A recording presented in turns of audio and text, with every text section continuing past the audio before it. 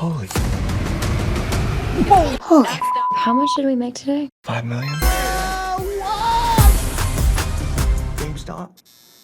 영화처럼 재밌는 금융 이야기. 저는 유튜브하는 증권사 팀장 이한민이고요. 저는 영화하는 김기범입니다. 반갑습니다. 야, 저의 영mon이 이제 저희 다큐 다 끝나고 네. 뭐 할까 걱정했었는데 또 따끈따끈한 신작 영화가 나와서 저는 맞습니다. 엄청 기대하고 재밌게 봤거든요. 네. 정말 너무 흥분되는 근자에 본 금융 영화 중에 아주 그렇습니다. 재밌게 봤습니다. 네, 그래서 또 팀장님 전문인 부분이라서 약간 연계도 있고 네. 그리고 사실은 제가 유튜브 하면서 같이 출연하신 분이 그 비슷한 소재를 같이 했었어요. 요 영화의 베이스가 되는 사실 부분을 네. 우리 컨텐츠에서 한번 짚고 넘어간 적이 있거든요. 네. 민주식이라고. 네. 그래서 아주 재밌게 봤고 궁금해하실 것 같은데 오늘 영화 한번 소개해 주시겠어요? 무슨 네, 영화인지? 알겠습니다. 오늘 영화는 덤머니라는 영화고요. 미국에서는 작년 9월에 개봉을 했고 한국에서는 이번 1월 17일 날 개봉을 했습니다. 네. 감독은 이제 크레이그 길레스피라는 감독인데 이분이 과거 작품들이 되게 재밌어요. 잘 알려지지 않은 뭐 아이토냐 같은 작품들도 있긴 하지만 크루엘라 같은 영화는 굉장히 감각적이고 그리고 그 디즈니 영화치고도 굉장히 세면서도 스타일리시하게 나온 영화였거든요. 그래서 그런 감독님이 만들었다고 해서 저도 되게 기대하면서 봤습니다. 사실 저는 사전 정보는 하나도 없었고 제가 이렇게 영mon이 다음 소재 뭐 할까 뒤지다 보니까 네. 이런 영화가 있다가 딱 나온 거예요. 그래서 저는 시놉시스만 딱 읽고 영화 보고 싶다. 출연자들도 막 뭐 다 어디서 본 듯한 되게 네, 친숙한데 네, 네, 네. 이렇게 배우를 보면 좀 영화의 느낌이 오잖아요. 배우를 보면 조금 이 영화가 그래도 코믹적인 부분도 있겠다. 네, 캐스팅 관련해서 뭐 재밌는 뭐 얘기라든지 이야기가 할 만한 게 있을까요? 캐스팅은 저도 되게 좋아하는 배우들 많이 나오고 해서 네. 재밌게 봤는데요. 일단 주인공인 키스 길 역의 폴 다노 네. 배우는 이 역할이 되게 제격이었던 것 같습니다. 네, 딱 어울렸어요. 네. 심지어 실존 인물 역할하고 키스 길, 네. 좀 비슷한 맞아요. 느낌이 되게 잘 연기했더라고요. 네. 뭐 해외 리뷰 같은 걸 좀 찾아보니까 네. 어떤 평론가는 해외 평론가한테 감자 같은 얼굴이라고 평하기도 했더라고요. 근데 그 감자 같은 얼굴이 딱 이해가 되는 게 약간 평범한 남자거나 평균 이하의 남자인데 그 키스기를 보면서 이 개인 투자자들의 리더 역할이긴 하지만 공감대를 어떤 카리스마 있는 리더 역이 아닌 자기와 비슷한 점을 많이 보고 나와 같은 사람이 저렇게 투자해가지고 하니까 나도 같이 따라가고 싶다는 마음이 이렇게 이렇게 동화하게 하는 그런 역할을 해줬어야 되는데 그런 역에 약간 폴다노 배우가 되게 제격이지 않나라는 생각이 들었습니다. 네. 엄청 중요한 거예요. 사실 네. 제가 봤을 때 인플루언서랑 이제 요새 이런 비즈니스 연계를 고민해 보면 가장 코어가 그거거든요. 저 사람이 하는 걸 나도 하고 싶다. 네. 인플루언서가 그 연예인과 가장 큰 차이가 연예인은 조금 나랑 거리감이 연예인과의 매력의 포인트거든요. 옆집 사람이 아니잖아요, 연예인. 네. 이렇게 우상하는 그렇죠. 존재고 네. 인플루언서는 좀 옆집 사람처럼 좀 더 가까운 측면에 있는 사람들인데 그렇게 평가했다면 제가 봤을 때 엄청 칭찬인데요. 네. 그리고 한 분이 더 있는데 이제 개인 투자자들이 있다면 공매도 세력의 주축인 이제 세스 로건 배우가 맡은 역할도 있는데 이름이 되게 익숙해요, 이분. 세스 로건. 그래요? 세스 로건은 작가기도 하고 배우이자 성우예요. 그래서 라이언 킹에서 이제 푼바 역할을 푼바. 네, 푼바 역할을 이렇게 하기도 했고 되게 굵직한 목소리인데 네. 장난기도 많고 위트 있는 역할을 되게 잘 소화하는 배우라서 저도 네. 되게 좋아하는 배우입니다. 이분 연기도 좋았어요. 요즘에는 이제 캐릭터가 약간 입체적이거든요. 대부분 그냥 악당만 있진 않고 또 선한 사람만 있지 않고. 근데 그걸 묘하게 잘 줄찼다고 할까? 네. 그 선을 되게 잘 지키면서 저는 이제 감독님의 연출 의도도 어느 정도 있다고 생각하는데 이 공매도 세력을 너무 똑똑하게 그리지 않고 싶었던 것 같아요. 네, 실제로도 이 할리우드의 공매도 세력들이 자기는 똑똑해서 자기가 말이 맞다라고 막 사람들한테 SNS도 하고 막 그랬지만 실제로 결과적으로는 항복을 한 사례잖아요. 그렇죠. 예, 그래서 자기는 똑똑한 척하지만 실제로는 어리석은 모습 그리고 무너지는 모습을 잘 표현할 수 있는 배우를 찾다 보니 세스 로건을 캐스팅한 것 같습니다. 제가 이 바닥에서 좀 일을 하니까 네. 보면 정말 막 뛰어난 사람들이 있어요. 그거는 분명히 있어요. 뭐 제가 개인적으로 엄청 높게 평가하는 그 분들도 있고 그렇지만 또 그거에 비해 이렇게도 싶을까 싶을 정도로 멍청한 사람도 있습니다. 결국은 모든 조직에 다 뛰어난 사람만 있지 그렇죠. 않거든요. 네. 그리고 또 하나는 아무리 뛰어난 제목이어도 또 조직 구성상 되게 어리석은 선택을 할 수밖에 없는 그런 구조도 사실은 있어요. 네. 보면 이제 뭐 예를 들어 펀드 같은 경우는 본인이 중간에 잘못됐다고 생각을 해도 투자자와 관계 때문에 정리하는데 시간이 걸리는 거죠. 그 네. 의견을 설득하고. 그렇지만 뭐 개인이 볼 때는 왜 이렇게 오래 걸렸어? 이렇게 할 수 있는 케이스들이 있거든요. 근데 그거는 법적인 구조나 또 배려라는 게 생기는 거죠. 투자자 입장은 또 다를 수 있잖아요. 네. 내가 봤을 때 이게 틀렸는데 틀렸다고 설명을 드려도 그분은 미련이 남을 수 있는 거니까 물론 펀드가 이렇게 운영되진 않지만 그런 부분이 참 맞는 것 같아요. 그래서 세스 로건이 조금 현실적이다. 생각보다 네. 그 본인이 이렇게 인터뷰 비슷한 거 하는 항목 같은 거 보면 결국은 뭐 미국인 중 하나라는 걸 되게 부각하는 거잖아요. 자기도 일반적인 맞아요. 어떻게 보면 네. 그게 틀리진 않았다 이렇게 생각하고 다만 이제 그럴 수 있죠. 그 뒤에 나오는 더 엄청난 부자들은 좀 우리가 소위 상상하는 좀 부자 악당 같은 그런 면모가 당연히 있습니다. 어떻게 보면 어느 분 아는 분이 최근에 얘기했는데 엄청난 성공한 사람치고 선의는 없을 수도 있다. 네. 착한 사람은 네. 그런 거 아닐까요? 그리고 또 다른 이제 조연급 배우들도 얼굴 익숙한 사람들이 있더라고요. 네, 뭐 세바스찬 스탠이라든지 네. 이런 배우들은 사실은 마블 시리즈의 윈터 솔저 역으로도 많이 나왔었죠. 버키 반지. 아 대박. 네. 이렇게 얘기하니까 알겠어요. 네, 네, 그 네. 출연했을 때는 저 얼굴을 어디서 봤지? 이랬는데 전혀 상상을 못했거든요. 맞아요. 이 배우가 이제 로빈 후드라는 네. 이제 중개 어플의 이제 대표죠. 창립자, 네, 네, 창립자. 창립자로 나오는 배우인데 이 배우도 사실 마블 시리즈에서는 그렇게 말이 많은 배우가 아니었는데 여기서는 말도 많이 하고 대사 또 많죠. 새로운 연기를 볼 수 있었습니다. 그쵸. 네. 못되게는 연기를 잘했습니다. 네. 악역들이 또 공감되는 포인트들이 있었던 것 같아요. 네. 여기 보면 봄님은 어떻게 보셨어요? 사실 이 악역을 얘기하려면 그 악역뿐만 아니라 영화의 이제 서사 구조를 조금 얘기하고 싶은데 네. 이 서사 구조가 되게 단순한 구조입니다. 네. 약간 옛날 동화 같은 이야기죠. 네. 그렇죠. 뭐 60 많고 어리석은 왕이 있었는데 네. 이거를 소시민적인 영웅인 사람이 이 사람의 잘못을 알고 깨우쳐주는 네. 네. 어떻게 보면 권선징악, 네. 자승자박 같은 단순한 구조죠. 네. 그러다 보니까 이 빌런의 캐릭터를 일부러 좀 나눈 것 같아요. 맞아요. 그 돼지를 키우는 장면도 나오는데 그런 진짜 키웠을까요? 되게 저도 딱 첫 장면에 보고 네. 이거 감독이 되게 아이콘을 잘 썼다. 맞습니다. 딱 보자마자 이 사람은 빌런일 수밖에 없잖아요. 네네네. 되게 우스꽝스러운 모습을 네. 보여주는 면도 있고 네. 그리고 세스 로건이 맡은 역할 같은 경우에는 가정도 있고 거기에서 이제 어려워하는 모습, 네. 망가지는 모습 그런 네. 모습도 이렇게 보여주고. 네. 네. 그렇게 좀 다층적인 모습을 그 빌런 역할을 나눔으로써 좀 보여줬던 것 같습니다. 네. 알겠습니다. 이게 영화를 한번 보시면 저희가 한 얘기가 되게 많이 이해가 되실 것 같고 네. 그런 부분이 좀 다채롭게 영화 보는데 좀 되게 도움이 많이 되고 또한 이제 일반 투자자 입장도 아까 뭐 한 명만 있지 않고요. 다양한 투자자들이 보입니다. 결국. 이제 키스기를 제외하고는 그렇죠. 간호사하고 대학생 그 여자 커플, 네, 그리고 게임스탑 직원. 네, 이렇게 해서 3명의 그게 나오는데 그들이 이제 대변하는 것도 되게 미국의 소시민을 대변하는 것 같습니다. 맞습니다. 네. 그렇죠. 네. 세 부류네. 네, 노동자, 성소수자, 알바생. 네. 되게 적절을 했다고 생각하고 봄님이 보실 때 뭐 이렇게 궁금하셨던 부분, 이 부분 알고 보면 좀 영화가 더 재밌겠다. 네. 이런 건 뭐가 있으실까요? 저는 이번에 게임스탑 이야기를 제대로 들여다본 건 처음인 것 같습니다. 그래서 게임스탑 배경이나 이런 것도 사실 되게 알고 보니까 재밌었는데 사실 이 이야기가 불과 3년 전 일이더라고요. 네.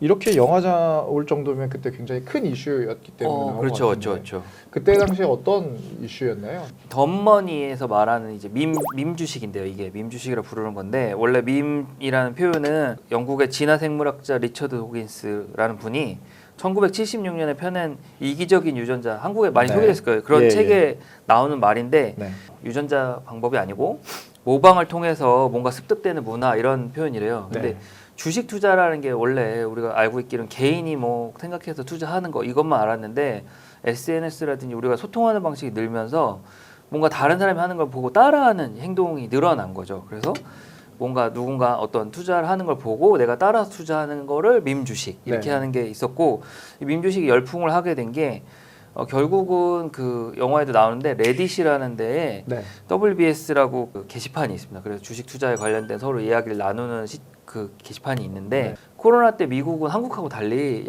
돈을 엄청나게 시장에 풀었습니다. 어느 정도로 많이 했냐면 예를 들어 뭐 제가 사업을 하면 집에 있어야 되니까 돈을 못 벌잖아요. 사업에 네. 대해서. 그럼 보상을 어떻게 하면 실수익으로 주는 게 아니라 매출로 준 거예요. 근데 매출이 실수익일 수는 없잖아요. 네. 제가 매출은 100만 원이지만 실수익 10만 원일 수 있잖아요. 네. 근데 보상을 100만 원을 줬거든요. 그러니까 그런 식으로 돈이 시장에 엄청나게 풀리니까 돈이 갈 곳이 생겨야 되거든요. 언제나 돈은. 그러니까 투자처를 찾고 네. 그래서 주식 투자에 열풍이 분 거죠. 원래 미국은 개인 투자자가 없다고 생각하면 맞습니다. 한국하고 큰 차이입니다. 한국은 개인 투자자가 엄청 많잖아요. 뭐 네. 주식을 해본 사람 상당히 많고 그렇죠. 나아가서 주식보다 어려운 뭐 파생이라든지 그다음 해외 선물, 뭐 해외 주식 뭐 다 들어보는 네. 누구나. 근데 미국은 거의 개인 투자는 없고 연금이나 펀드에 그냥 가입하는 거고 기껏 해야 자기 금융권 지고 다니는 사람들도 자기가 주식 투자 정도 하는 거예요. 어떻게 보면 자산 증식 방법으로. 왜냐하면 펀드나 연금이나 이런 게 좀 더 체계적으로 잘 돼 있기 때문에 네. 그것만 해도 어느 정도 그 기대 수익이 있는 거죠. 그 시기에 미국에서 개인 투자자 주식 열풍이 엄청 불었고 코로나 시기에 한국도 주식 열풍 불었잖아요. 네. 뭐 아니면 비트코인 열풍 맞아요. 그런 거라고 생각하시면 돼요. 그런 분위기에 누군가가 주식을 이제 리드하면 그건가 이렇게 생각을 하는 건데 이때쯤 그 원래 그 전에부터 그 헤지 펀드들은 공매도를 했거든요. 네. 그래서 뭐 안 될 기업을 왜 이 기업을 공매도하는지까지 심지어 레포트를 발표하는 회사가 있었거든요. 레프트 시트론 리서치라는 회사가 네. 게임스탑에 대해서도 이 회사 왜 장사가 안 되는지 내가 리서치를 발표한 거예요. 뭐 네. 그런데 이유가 뭐 여러 가지가 있는데 그 중에 이제 영화에도 나오지만 넷플릭스도 온라인으로 영화 보는데 예전에 우리가 영화 어떻게 봤는지 아시죠? 그렇죠. 블루레이나 DVD 빌려서 봤잖아요. 빌려서 봤죠. 그것처럼 그런 온라인화되면 게임스탑 같은 오프라인 매장은 장사가 안 될 거다. 그 전에도 좀 여러 가지 뭐 경영진 이슈라든지 이런 게 있고 영화를 좀 보시면 알겠지만 또 게임스탑이 좀 이렇게 해서 장사가 되나 이런 또 측면도 보여주잖아요. 그래서 그 공매도를 한 거예요. 여기 주인공 같은 경우는 이제 꼭 그렇지 않을 수 있다라는 의견을 갖고 있잖아요. 주식에 네, 대해서 그렇죠. 이렇게 자기 의견을 펼치고 그러면서 이제 그거에 동조하는 사람들이 늘어난 거죠. 왜냐면 공매도하는 헤지펀드들에 대한 반감이 이때 미국에 엄청 어느 정도 네. 쌓여 있는 거거든요. 네. 왜냐면 저희 맨날 다루던 금융위기 때 그런 이렇게 금융기관들 망할 때 구제금융 해줬잖아요. 정부에서. 그렇죠. 그래서 엄청난 수익을 남기거든요. 그런 사고를 친 회사들이. 그 사람들이 월스트리트 시위 같은 걸 했는데 안 됐단 말이에요. 뭐 의견이. 그런 불만이 있는 상태에서 이렇게 헤지펀드를 공격한다는 느낌이 드니까 이제 사람들이 주목을 하게 된 거고 가장 이제 그 감성을 자극한 포인트는 나의 추억이 어린 회사를 니네가 공격해 이런 거였어요. 저도 그런 거 공감을 많이 느꼈는데 이때 잘 된 게 게임스탑이 제일 뭐 이슈가 있었지만 그 극장 체인이라는 AMC라는 극장 한국으로 치면 뭐 CGV 같은 네, 거거든요. 그 극장 체인.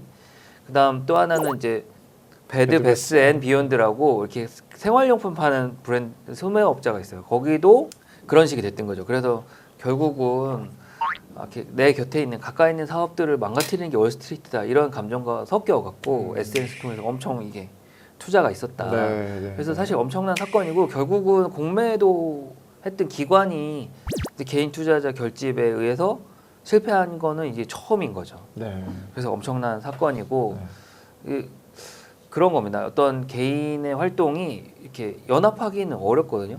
그 일체감을 갖고 하기 힘들잖아요. 근데 이 경우는 일단은 게임스탑이라는 주식을 누군가 이렇게 주인공처럼 리드하는 사람이 있고 두 번째는 주식 자체가 가격이 싸고 이렇게 매집을 해서 가격을 올릴 수 있는 그 정도 사이즈의 규모였다는 것도 그게 중요하고 세 번째는 이거 저도 되게 공감하는 건데 아까 얘기 드린 것처럼 나의 추억이 어린 곳 저도 사실 미국 출장 갔을 때 게임스탑 가갖고 물건 샀었거든요. 네.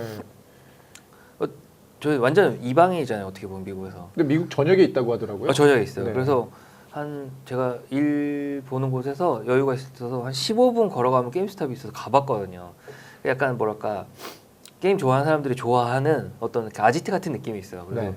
되게 즐겁게 쇼핑을 했던 기억이 있거든요. 이런 그 밈 주식 유행하기 전에. 네. 그래서 그 감정이 있을 수 있겠다. 그런 것들이 복합적으로 있어서 이렇게 좀 촉발했다. 그리고 마지막은 이제 로빈후드라고 무료로 주식 거래하는 플랫폼이 영화에도 나오죠. 네. 네. 여기 영화에서 나오는 그 로빈후드이 이때 엄청난 유행을 합니다. 네. 그런 것들이 겹쳐져서 이게 엄청 이게 흥했던 거죠. 그리고 기관이 이렇게 지는 모습. 네. 왜냐면 이때 헤지 펀드 중에 손해 본 곳이 꽤 있다는 얘기가 있거든요. 네. 게임스탑 지금 주가는 어떻습니까? 아 지금 주가는 14.6불 어제 기준 14.6불. 예, 1월 26일인데 어제 네. 기준 52불이거든요. 네. 14.52. 네.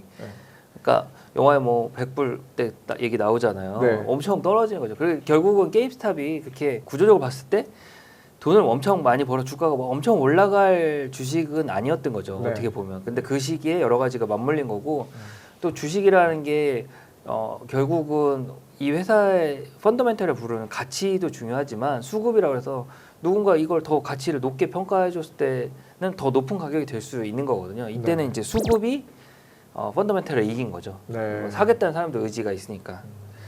더불어서 아까 얘기한 뭐 밈주식의 AMC 같은 경우는 4불대고요. 지금. 배드베스 앤 비욘드 이 회사는 망했어요. 이때 주가가 많이 올랐지만. 네. 네. 그리고 참고로 얘기 드리면 로빈훗도 지금 주가가 별로 좋지 않습니다. 10달러. 10달러. 네.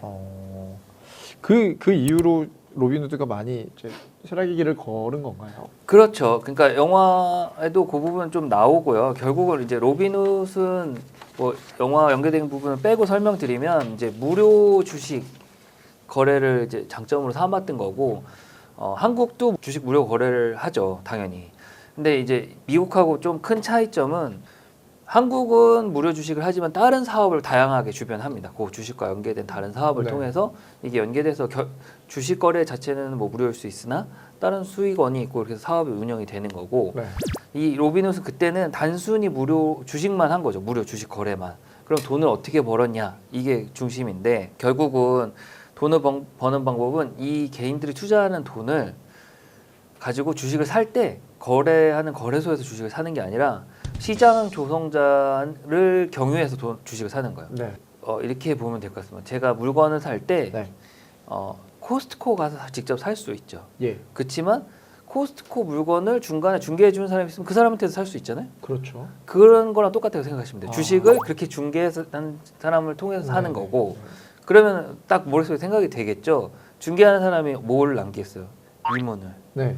중간에 이문을 남길 거죠. 남겨야죠. 네. 그래서 네. 로빈훗은 무료로 서비스할 수 있는 거예요. 왜냐하면 중개하는 그 시장 조성자가 수익을 내서 나눠주거든요. 로빈훗한테. 아. 네. 그 시장 조성자는 그럼 이 영화에서 누구인 건가요? 여기서 시장 조성자는 하나의 회사는 아니고요. 네. 그 실제로는 되게 다양한 시장 조성자가 있고 물론 이제 로빈훗 투자한 회사인 시타델이라는 회사를 뭐 메인으로 생각을 할 수 있죠. 네. 그렇지만 거기만 있는 건 아니고요. 이 시장 조성자가 있었던 건 되게 더 전부터 이거를 사용해 왔더라고요. 한국하고 가장 큰 차이는 한국 주식 거래는 한국거래소라는 곳에서만 거래가 돼요. 네. 어느 증권사를 사용하든 한국거래소에서 중개가 되고 한국거래소 가격을 보고 모두 똑같이 거래하는 겁니다. 누구나. 근데 미국은 뭐 일부 주식의 경우는 다른 몇 개 거래소에서 거래할 수가 있고 요걸 다 모아서 제일 좋은 가격으로 사고 팔 수 있게 지금 서비스를 하고 있어요. 한국에 하는 미국 주식도 마찬가지예요. 요게 하나의 미국의 주식 투자 방식이고 미국은 주류적으로 이제 기관들이 이런 거래 방식을 통해서 거래를 하고 로빈훗이나 몇몇 이제 무료 주식을 거래하는 미국의 네. 회사들은 시장 조성자를 중간에 또 활용을 하는 거예요. 그렇게 거래하는 중간에. 그래서 그 약간 차이가 있다. 그래서 결국은 상식입니다. 무료로 되면 어딘가 수익이 생겼다는 얘기고 그 수익이 표면적으로 드러나지 않으면 다른 곳에 있는 거거든요. 그렇죠. 한국 회사들은 다 표면적으로 드러난다. 뭐 네. 공시 같은 거 보셔도 아시겠지만 네, 네, 뭐 네. 주식 투자할 때 우리가 대출도 하고 주식 담보도 맡기고 여러 가지가 있거든요. 네. 한국에서 아까 말한 시장 조성자랑 거래는 불가하고요. 그렇게. 근데 미국은 그게 가능하더라고요. 오늘 좀 찾아보니까. 무료라고 했지만 무료가 네. 아닌 거거든요, 네. 사실.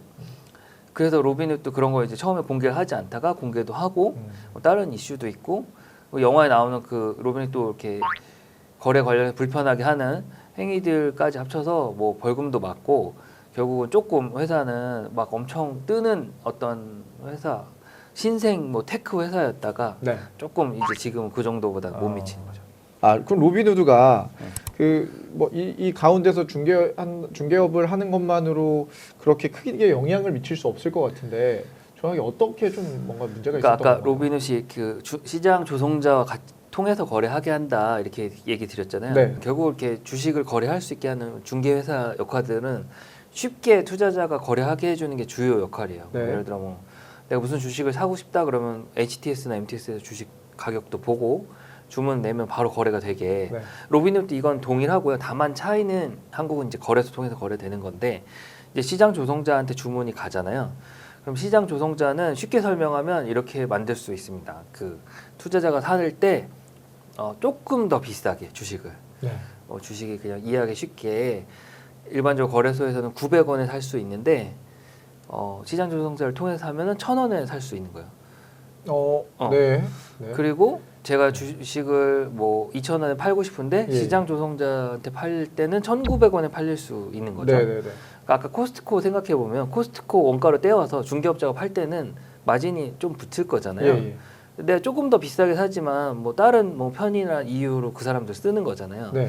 여기서는 내가 주식 수수료 무료로 내는 대신 좀 비싸게 사고 팔게 되겠는 거예요. 사실상 수수료와 다를 게 없네요. 마찬가지. 네. 사실 수수료보다 더 나쁘죠. 네. 지금 우리가 하는 주식 거래나 자본시장 거래는 가장 공정한 룰이거든요. 왜냐하면 누군가 규칙에 따라 거래소 체결 규칙이 있거든요.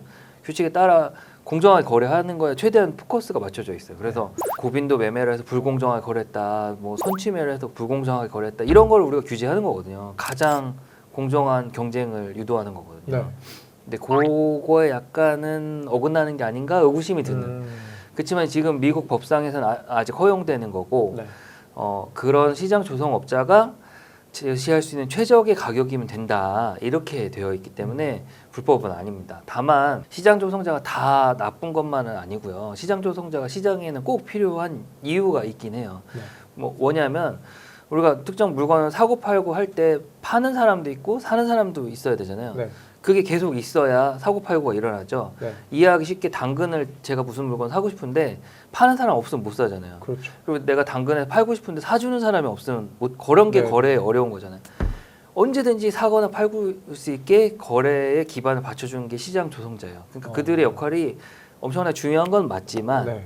이렇게 약간 변형된 수익을 위해 변형된 형태가 잘못 이용된다. 뭐 요거는 개인의 의견입니다. 조금 저는 이제 로빈훗이 한 방식은 약간 저희 유튜브에서 예전에도 별로 안 좋게 얘기했었는데 좋지 않게 생각하는 측면이 있어서 그런 거지만 실제로는 불법은 아니고 네. 그리고 그 시장 조성자는 중요한 역할이 정말로 있어요. 그 꼭 필요하지만 이렇게 봤을 때 로빈훗은 조금 저는 약간 옳지 않지 않았을까. 또 하나는 로빈훗이 한 방식은 그 거래를 다 시장 조성자한테 보내잖아요. 네. 투자자들이. 네. 그럼 시장 조성자는 투자자가 무슨 주식을 얼마에 사고 싶은지를 아니까 네. 그 주식 가격을 좀 더 올려서 더 비싸게 팔 수 있는 거예요. 그러니까 이런 것도 조금 언뜻 들으면 약간 부도덕한 느낌? 그렇죠. 일부는 그게 허용이 돼야 되는 게 시장 조성자도 돈을 벌어야 그 시장 조성을 하잖아요. 네. 그러니까 시장 조성이 이렇게 보면 다 수익만 날 것 같지만 네. 뭐 손해를 보면서 계속 거래하는 구조도 나와요, 저절로. 근데 이제 그런 걸 만회하기 위한 구조 중에 하나였던 거고, 다만 이제 약간 다른 점은 그런 투자자 정보를 활용해서 약삭빠르게 네. 한다는 거지. 원래는 한국 같은 경우는 그렇게 알 수가 없거든요. 네. 누가 뭘 하는지. 네네. 그냥 누구나 볼 수 있는 정보를 가지고 이제 추론해서 하는 거지. 딱 이렇게 찝어서 볼 수는 없거든요. 로빈훗은 그걸 찝어볼 수 있게 해주는 역할을 했던 거죠. 이렇게 보니까 이 영화에서 나오는 사람들 중에 로빈훗가 제일 나빠 보이는 생각도 드네요. 윈터솔저랄까. 네. 처음에 윈터 악당으로 솔저. 나오잖아요. 네. 영화를 보면서 또 이해가 약간 아리까리했던 게 몇 가지 단어가 있는데 쇼스키즈라는 부분이 나옵니다. 네. 네. 일단은 그 거래할 때 보통 영어 표현으로 롱숏이라고 부르는 거 있습니다. 네. 네, 롱은 주식을 산다는 얘기고요. 네. 매수. 네. 숏은 주식을 판다는 얘기예요. 네. 결국은 숏이란 주식을 파는 행위인데 여기서는 공매도를 의미하는 거고요. 공매도. 그러니까 무슨 얘기냐면 내가 주식이 없지만 먼저 빌려와서 판 거예요. 그렇죠. 딴 데서. 네. 그렇게 했을 때 이득을 볼 수도 있지만 손해를 볼 때가 있잖아요. 네. 손해를 보면 이걸 빨리 정리하는 거를 숏 스퀴즈라고 합니다. 네. 그 숏을 멈추는 거죠. 그 숏 거래를. 네. 그래서 요거는 공매도한 투자자가 손해를 막기 위해서 주식을 사서 그 공매도를 종료시키는 행위고 일반적으로 이런 상황이 되면은 주식 가격이 더 오르게 돼요. 왜냐면 손해를 보는 거 막기 위해 했다는 얘기는 주식이 막 오르고 있었잖아요. 근데 이 사람이 손해를 막기 위해서 주식을 더 막 사는 거죠. 그럼 가격이 더 오를 거잖아요. 당연히 주식을 사는 사람이 늘니까 숏스퀴즈 이렇게 아시면 될 것 같고 비슷한 말이 숏 커버링이라는 또 표현이 숏 있습니다. 영화에 안 나오는데 네. 숏 커버링은 단순한 공매도를 종료하는 걸 말하는 거예요. 그래서 숏스퀴도 공매도 종료지만 네. 숏스퀴즈는 좀 손해를 막기 위해서 급하게 하는 거에 가까운 개념이고 숏 커버링은 그냥 이렇게 뭐 벌었을 때 종료할 때도 숏 커버거든요. 네. 이제 숏스퀴즈 이런 표현이 나오면 네. 아 헤지 펀드가 공매도하는 애들이 손해를 보고 있구나. 그걸 정리해야 되나 보다. 네. 그런데 이게 정리를 하면 아 주식이 더 오를 수가 있네. 이렇게 이해하시면 될 것 같아요. 예.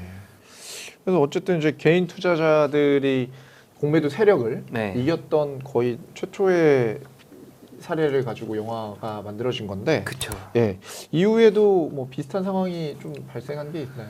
아 사실 그 뒤에는 이 정도 이렇게 센세이션한 건 없고요. 네. 다만 이제 미국 개인 투자자들 성향이 여전히 개인 투자 활발하다고 알고 있습니다. 코로나 이전 시대보다는 좀 더 젊은 친구들이 개인 투자를 열심히 하고 있고 네, 네. 한국은 되게 80년대 이후부터 주식 투자가 나름 몇 번의 변화가 있었고 네. 주식 투자하는 사람의 뭐 고수가 있고 뭐 방송하시는 분들도 있고 다양하잖아요.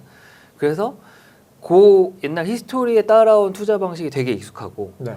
근데 미국은 갑자기 최근에 유행을 했잖아요. 네. 그러니까 유행할 때 쓰던 방법을 되게 많이 쓰는 그런 게 있습니다. 그래서 그때 뭐가 다르냐면 미국은 개별 주식에 대한 옵션 거래가 한국보다 쉬운데 네. 거래량도 많고 그 옵션을 최대한 활용하는 거래를 해요.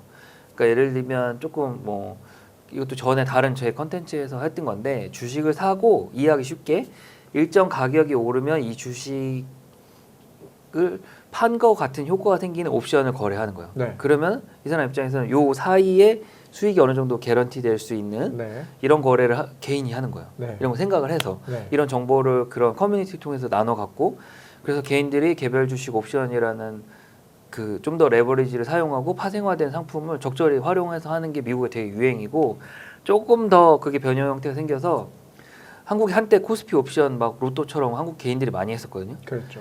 미국 애들은 그걸 조금 더 변형을 해서 단순 로또가 아니라 올라든 내리든 그날 가격이 그대로 있든 구별을 해갖고 약간 비율을 조정해서 어때도 수익이 조금이라도 날 수 있는 구조를 찾아서 하는 그런 걸 엄청 유행합니다. 그래서 지금 매일 만기가 오는 옵션을 찾아서 그걸 거래하고 있거든요. 네, 네, 네. 그래서 그런 게 조금 한국하고 컬처가 다르다. 그래서 엄청 많이 하고 있고 모르죠. 그 이때처럼 뭐 헤지펀드를 이기고 이런 일이 미래에 나올 수 있는 가능성은 있죠. 충분히. 그리고 그 미국 투자자들이 이런 걸 숙련하는 사람이 늘고 있고 네. 영화에도 아까 얘기드린 개별 주식 옵션에 대해서 네. 영화 화면에 나옵니다. 다만 이걸 뭐 옵션이 어떻다 저떻다 설명이 이렇게 자막에 나오지 않는데 옵션 거래에서 이런 대화가 나오면 네. 조금 더 주식 거래에 레버리지라는 걸 써서 네. 좀 더 투기적으로 거래한 거다 이렇게 이해해 주시면 되고 네. 거기 이렇게 로빈훗이 일으키는 큰 이벤트 있잖아요 영화에 네. 그 이벤트 때 요 주식 거래 방법을 많이 써요 그 옵션을 활용해갖고 네. 실제로 사람들이 그래서 그런 게 차이가 있다. 사람들은 좀 투자 방식도 진화한 거죠 네. 옛날보다. 한국은 좀 약간 좀 더 전통적인 방식이 여전히 하고 있고 미국은 좀 더 변형된 형태라고 보여요 거래하는 게. 네. 주식에 대한 이제 사람들의 이해도라든지 개인 투자자들의 참여라고 해야 될까요? 네. 그런 게 좀 많이 늘어났다고 들리네요. 네 맞습니다. 네네. 진짜로 많이 늘어났고 네, 네. 뭐 제가 몸담은 파생 상품 영역이 있지만 리테일 분야 최근 5년간 가장 성장세가 큰 시장 섹터 중 하나고 단순 미국만 그런 게 아니고요. 아시아 네. 쪽에도 상당히 그 부분이 있고 한국은 한국은 사실 파생 상품 약간 완숙한 리테일 시장이거든요. 네, 네, 다른 네, 데 네. 대비. 그래서 뭐 점진적으로 10년에 걸쳐서 꽤 차근차근 성장해 왔는데 네. 다른 아시아 국가나 다른 미국 같은 경우는 상당히 급성장하고 있는 영역이라고 보여요. 한국 얘기가 나와서 그런데 이제 한국도 최근에 정부에서 공매도 금지를 네. 내렸어요. 일시적이긴 하지만 네. 영화가 이제 단순 이제 과거에 있었던 해프닝으로만 보이지 않기도 하는데 네. 공매도가 양날의 검으로 보이기도 하는데 팀장님이 생각하시기에는 공매도 좀 어떻게 보시나요? 정책적인 이유가 당연히 정부가 있었을 거라고 판단을 하고 네. 시장 관련돼서는 아까 제가 얘기 드렸지만 거래소에서 거래되는 그 시장 자체는 완전 경쟁과 공정한 경쟁 이걸 되게 중요한 모토로 생각하거든요. 네. 이런 부분을 해야 할 수 있는 건 당연히 이렇게 규제가 그래서 여러 가지 있었던 거고 그 기존에 우리가 운영하고 있는 시장에서 공매도가 존재했었고 이게 기능을 여러 가지 하고 있었다라면 판단할 때 좀 여러 가지 고려해서 조심할 필요는 있다 이런 생각은 저는 하고 있고요. 네. 다만 이제 공매도 제도가 정말 투자 참여자들한테 공정하느냐 네. 이런 부분은 짚어볼 수는 있는 것 같아요. 다만 투자 행위에 이건 하면 안 돼 이런 행위는 상당히 저는 뭐 위험하다고 생각하거든요. 우리 영화에 나오잖아요. 어떤 특정 행위를 못하게 하잖아요. 네네네. 그렇죠. 그런 효과라는 게 생긴다는 거죠. 네. 그게 무언가 할 수 없는 게 생기면 반대급부는 항상 생기거든요. 네. 그게 시장의 어떤 생리인 것 같아요. 뭘 못하면 이런 게 생기는 거죠. 예를 들어 정부가 빨대 산업 같은 것도 뭐 하면 뭐 이거 새로운 산업이 또 떠오르고 네. 이게 풍선 효과처럼 한쪽이 올라가고 내려가도 생기는 것처럼 공매도도 그런 측면은 충분히 고려를 해야 된다라는 생각이고 또 제가 사실 일하는 분야가 파생 상품은 매도가 너무 매수만큼 똑같은 균등이거든요. 어떻게 보면 네. 오히려 어떻게 보면 파생 상품 투자 선호하는 분들은 또 매도 거래를 선호하기도 하고 그래서 업무 특성상은 저는 이제 매도에 대해서 호의적인데 네. 주식하는 분들은 상당히 싫어하거든요. 네. 왜냐면 가격을 떨어뜨리니까. 네. 그래서 지금 제가 얘기 드린 내용에 약간 그런 온도차는 업무 특성에 있어서 다를 수 있다고 이해해 주시면 좋을 것 같고 결국은 이제 공정한 거래가 중요하다 이렇게 생각을 하는 거죠. 네. 네. 사실 뭐 법님이 보셨을 때도 아시겠지만 네.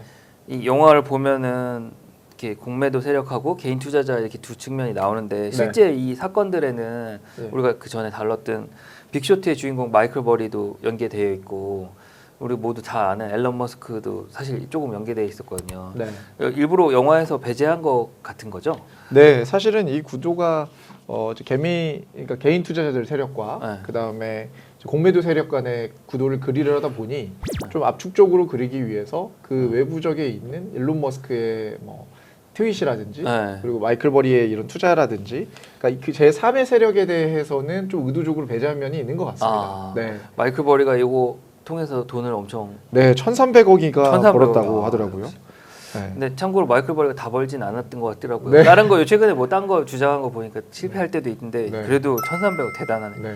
일론 머스크도 제가 오늘 준비하면서 일론 머스크는 조금 관심 있게 봤는데 뭐 아마 돈을 벌지 않았을까 추정이 또 되고 근데 말은 뭐 본인이 공매도 때문에 힘들었던 적이 있다 옛날 테슬라 할 때 그렇게 얘기했다는데 일론 머스크가 그런 사람 같진 않거든요. 돈을 못 벌었을 것 같지 않거든요. 상당히 기존에도 보면 뭐 코인 쪽 얘기지만 도치코인 막 본인이 언급해갖고 또 수혜를 받잖아요.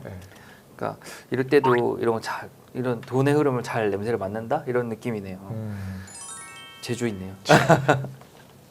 좀 다른 세상에 사는 분 같습니다. 그렇죠.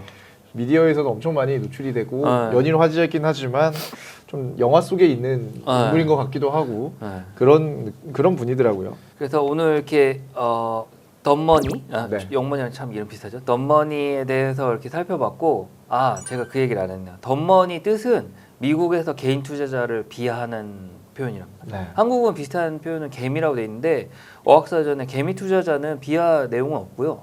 개인 투자자를 통칭해서 일컫는 비유적인 표현이라고 하고 우리가 개미라고 말할 때 물론 이제 자조적인 표현이지만 실제로 비하하는 느낌은 아니거든요. 그래서 약간 그런 문화 차이가 있어 덤머니가 좀 더 나쁜 말인 거죠. 그래서 영화 제목에 그런 어떤 주제가 나름 함축되어 있는 것 같다 그렇게 생각하는데 봄님은 어떻게 보셨어요? 영화? 저는 오랜만에 이제 금융 관련된 영화가 나와서 너무 반가웠고 그 부분에 대해서 이 게임스탑에 대해서 잘 모르시는 한국 관객분들도 영화를 재미있게 볼 수 있겠다라는 생각이 들었습니다.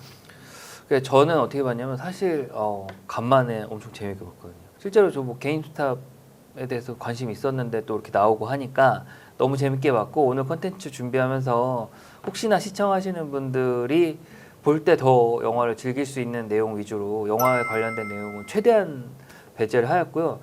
혹시 이제 영화를 보시고 저희 영상도 보시면 더 재밌지 않을까 기대해 봅니다. 오늘 시간은 동번이 이렇게 마무리하도록 하고 마지막 인사하고 다음 컨텐츠 때 또 뵈면 되겠죠? 네. 달러헌터 시청자 여러분, 다음 시간에 만나요. 안녕.